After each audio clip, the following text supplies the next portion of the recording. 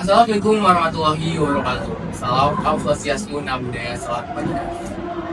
Halo teman-teman semuanya, selamat datang di podcast kami.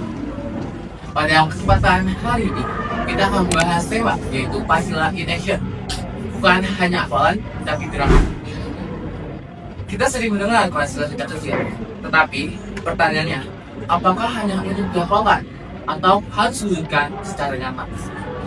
Oke, sebelum jawab pertanyaan tersebut, kita harus kenalan dulu pada narasumber yang keren-keren banget. Boleh, di sebelah kanan kita ada Sipa Aulia Rahma, ada Dimas, ada Sipa Nurul, ada Tanya Agustina. Oke, di sebelah kiri saya ada Ahmad Al-Fatih, ada Salma Anissa, ada Aulia Putri, selanjutnya ada Alia, dan terakhir ada Cynthia. Oke, mulai dari pertanyaannya. Dari kecil, kita kan sering mendengar Pancasila, tetapi itu hanya untuk dihafalkan. Apakah Pancasila itu harus diwujudkan secara nyata atau tidak? Oke, boleh. Oke, kalau dari menurut saya ya, Pancasila itu tidak cukup kalau misalkan hanya dihafalkan saja. Karena di luar sana banyak orang yang sudah hafal kelima sila Pancasila, tetapi belum mampu menerapkannya dalam kehidupan sehari-hari. Padahal tujuan dari adanya Pancasila itu adalah menjadi pedoman untuk bersikap dan juga bertindak. Izin menambahkan, saya setuju dengan Sipa. Pancasila bukan hanya sekedar dihafalkan. Jika hanya dihafalkan, maka nilai Pancasila tersebut jangan basah. Pancasila seharusnya hidup dalam perilaku masyarakat, misalnya dengan menghargai perbedaan dan menjaga persatuan. Kalau berbicara Pancasila dalam kehidupan sehari-hari, bagaimana sih menurut teman-teman semua? Oke, contohnya ini ada di sila pertama, nilai ketuhanan yang Maha Esa. Di mana ini nilai ini tidak hanya menjelaskan tentang beribadah saja, tetapi melainkan tentang menghormati ke agama atau keyakinan yang berbeda. Sikap toleransi adalah salah satu bentuk nyata dalam pengamalan sila pertama. Saya juga setuju dengan Dimas. Salah satunya yaitu ada di sila kedua, yaitu sila kemanusiaan yang adil dan beradab. Sila ini juga berbicara tentang cara kita menghargai dan memperlakukan orang lain sebagaimana kita ingin diperlakukan sebagai manusia. Hal-hal sesederhana, membantu orang yang sedang kesulitan ataupun menghargai sesama, hingga hal-hal sederhana kita tidak melakukan tindakan perundungan juga termasuk penerapan sila tersebut. Saya boleh tambahin ya, menurut saya juga sila ketiga ini yaitu persatuan Indonesia sangat penting saat ini karena yang mengingat di Indonesia ini banyak perbedaan antara suku, budaya, dan juga bahasa. Nah, oleh karena itu perbedaan ini harus kita jadikan sebagai kekuatan, bukan sebagai alasan untuk saling menjatuhkan. Seperti itu. Menarik sekali. Apalagi kan sekarang kita masuk di era digital nih teman-teman semuanya. Menurut kalian nih, apakah Pancasila itu masih relevan di media sosial atau tidak ya?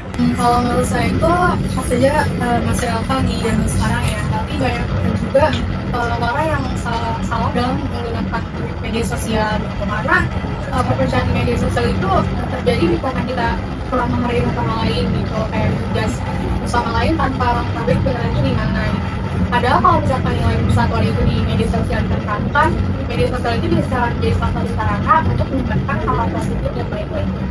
Saya setuju banget nih, karena media sosial itu juga harus bijak dalam berkomentar. Apalagi jangan sampai kita menyebarkan ujaran kebencian, hoax, atau informasi yang malah membuat konflik di masyarakat. Dan ini juga merupakan penerapan dari Pancasila, yaitu kemanusiaan dan persatuan. Nah, selain itu, media sosial juga bisa menjadi sarana untuk kita mengajak orang lain untuk berbuat kebaikan, seperti kegiatan sosial atau menyebarkan informasi kebaikan tentang informasi baik lainnya.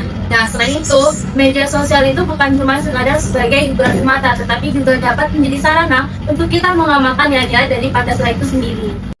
Lalu bagi teman-teman nih, apa sih tantangan terbesar bagi teman-teman dalam penerapan Pancasila di era sekarang ini? Oke, kalau berbicara tentang tantangan, menurut saya salah satu tantangannya itu adalah maraknya penyebaran informasi yang belum tentu benar atau hoax. Banyak orang yang langsung mempercayai atau bahkan menyebarkannya tanpa melakukan pengecekan terlebih dahulu atau mencari tahu kebenaran dari informasi tersebut. Kenapa hal ini bisa menjadi tantangan? Karena hal ini dapat menimbulkan kesalahpahaman, perpecahan, dan juga bahkan konflik di masyarakat. Sehingga nilai Pancasila seperti persatuan dan kebijaksanaan itu sulit untuk diterapkan. izin menambahkan, selain itu masih sering ditemukan sikap intoleransi dan kurang rasa saling menghargai. Padahal Indonesia berdiri di atas keberagaman. Di sini izin menambahkan, kalau menurut saya salah satu contoh tantangan lainnya itu dengan munculnya sikap individualisme, di mana zaman sekarang ini banyak sekali orang mulai fokus pada dirinya sendiri sehingga rasa kepedulian terhadap lingkungan itu mulai berkurang. Padahal gotong royong ini di Indonesia menjadi salah satu nilai yang penting yang sejalan dengan Pancasila. Kalau begitu, menurut teman-teman semua nih, apa sih yang harus dilakukan bagi generasi muda untuk Pancasila ini benar-benar sebagai gerakan? Ya, kita bisa memulainya dengan hal-hal yang sangat sederhana seperti menghormati perbedaan dan menjaga toleransi. Hal-hal kecil seperti kita menghargai sama teman, membantu yang membutuhkan, dan menolak untuk terlibat dengan perundungan juga termasuk dalam penerapan Pancasila secara sederhana. Juga di lingkungan kuliah atau di sekolah kita juga bisa menerapkan musyawarah seperti menghargai pendapat orang lain, juga saling menghargai sama pendapat. Dan juga kita harus menjadi pengguna media sosial yang bertanggung jawab sih, dan juga menyebarkan kata-kata yang positif dan juga untuk menginspirasi orang lain. Selain itu juga generasi muda bisa menjadi lebih aktif dalam kegiatan sosial dan kegiatan kemasyarakatan sebagai bentuk kepedulian sesama. Menjaga lingkungan itu juga penting, misalnya dengan mengurangi sampah plastik sekali pakai atau mengikuti kegiatan bersih-bersih.